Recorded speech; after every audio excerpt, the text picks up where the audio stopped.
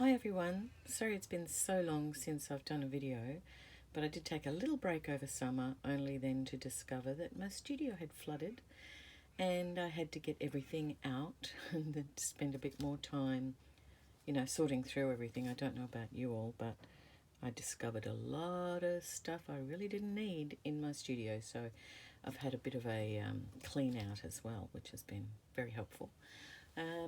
Now, these are books that I was busy doing little projects like this. I started doing these smaller books in September last year, and it kind of expanded on it, and it had become a bit of a, I don't want to say addiction, but I think you will understand what I mean.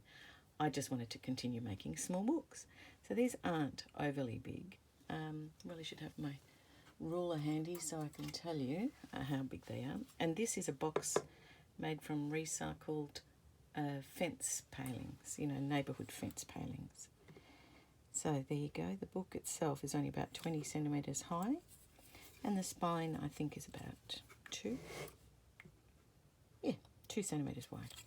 Now all of the bindings here, all of the stitching I should say, through the spine is different. Well, when I say different, these three are the same, but they all have different shape cut out of the spine. Obviously a circle in these ones. That one rectangle and triangle. So there you go. And all the pages in these little books are basically just tea stained. I've been a bit of mark making with doilies and sequin waste here on that one, or just whatever was underneath. I do a lot of this type of thing on an old crocheted tablecloth, so sometimes that transfers through as well, which is kind of interesting. But mostly, plastic table runners I just leave on them to dry. And because we had some pretty hot days over summer, I could do a lot in a day. They dried very quickly, and I did a lot of that on the covers too. Some of the covers are completely plain, but not all of them. Anyway, the stitching on these two outer ones is the same. This is the same. This is the same. Same. And other than these three. So, using the same template that you create, you can do all sorts of different stitching patterns, as we all know.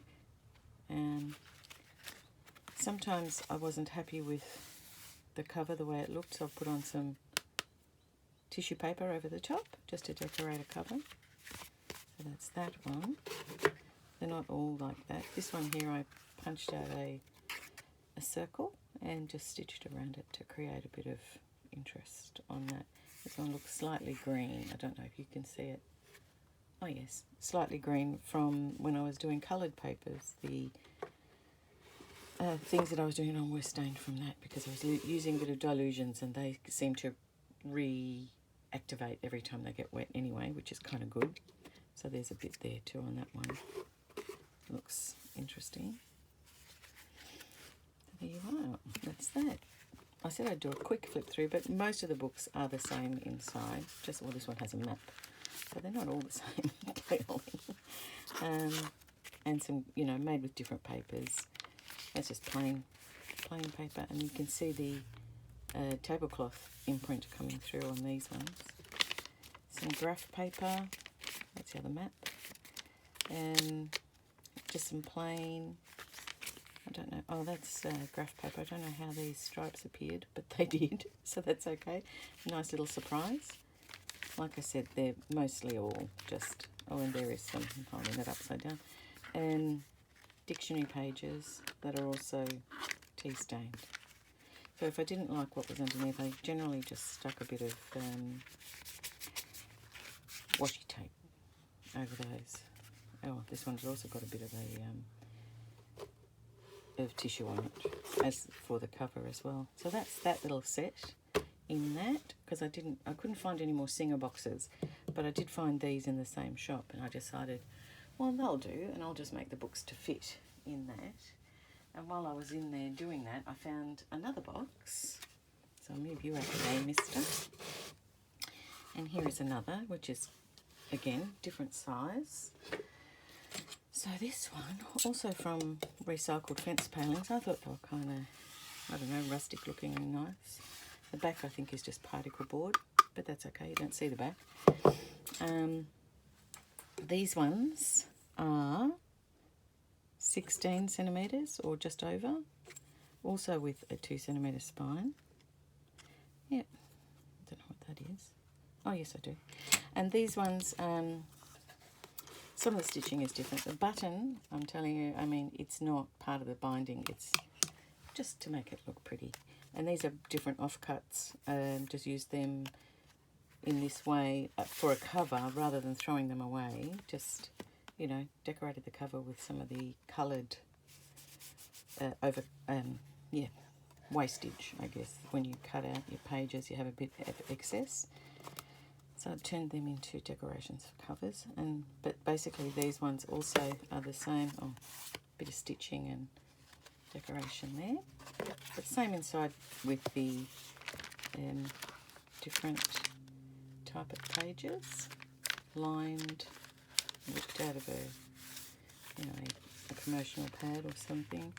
Some graph, plain, and yeah, there you go, more dictionary pages or thesaurus pages. I always get that word wrong. But yeah, basically just a quick flip through. There's nothing in them yet. I mean, I don't know if I will fill them up with things, but because I quite like the pages, just the way they are. Might just use them as notebooks. There you go. Oh, and more decoration just stitched on there. So the majority of the, well, I think all of these covers have a little something on the front. That's an offcut. Yep, there you go. Just to use them.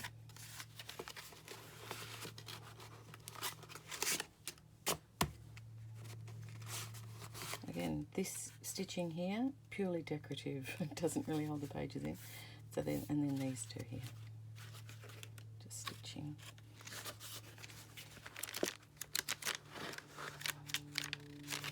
Yeah, very plain. Oops, that's bent up a bit. I have to be careful there. So there you go. Bit of different stitching on these, other than the two with buttons. They're the same stitching, but everything else hopefully a bit different.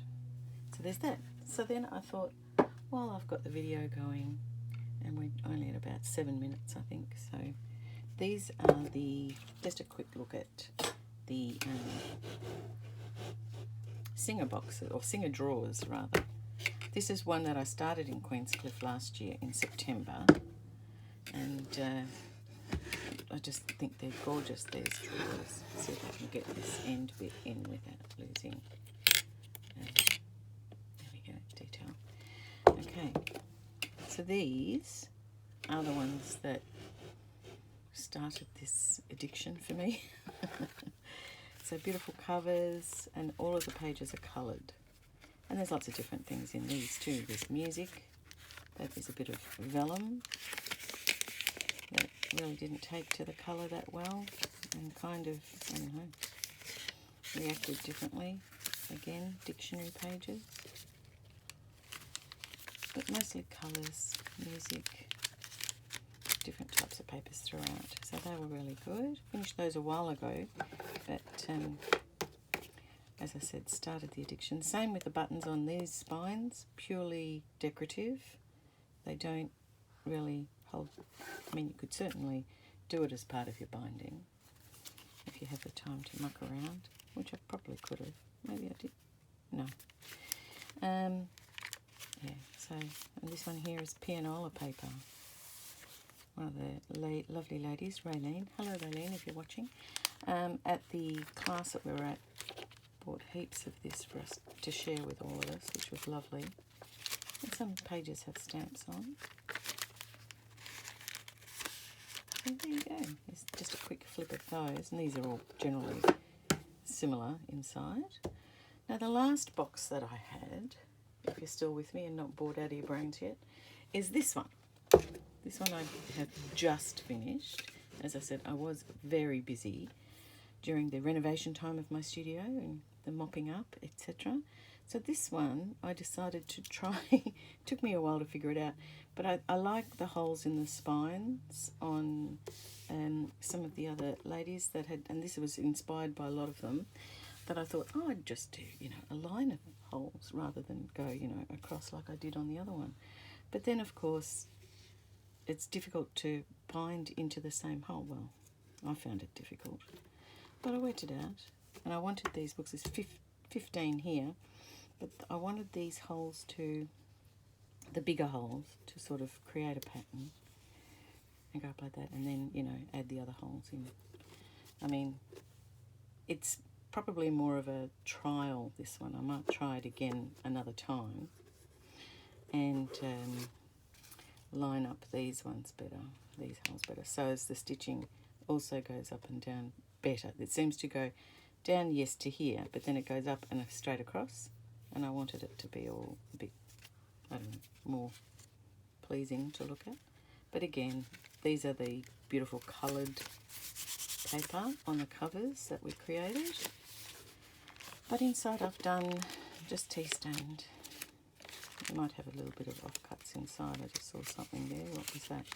Oh yeah, I did a little bit of foil on it. I don't know if you can see it. Oh, yeah, there it goes. It's reflecting nicely. So yeah, a bit of foil on the offcuts and then stuck them in as decoration. But again, different types of pages and papers and different techniques to create, you know, marks on them. So that's that. And these, as I said, mostly the same inside. Just the focus of these, I think, is just the spines. Now, how did that one go? Was it that way? Might have been there. Nope. Anyway, that's it. So there you go. That's what I've been working on while my studio was in pieces and parts. And now that I have... Oh gosh, what have I done? Nope. I'll work it out. Now that I've got the studio back, I'm practically living in here now. I love it. I had all the walls redone in pegboard. I figured while it was all in parts, may as well just have a crack and see if we can get all the Mission Brown painted out and replace the tacky fake wood panelling on the walls with stuff that I can hang things on. So there you go. It's really good. I'll take you for a tour around the studio at some point, maybe down the track. Although, if you go onto my blog, you'll be able to see some photos of the progress. Okay, well, there you go. Thank you so much for watching. And again, sorry it took me so long to do another video. I hope you liked it. See you later.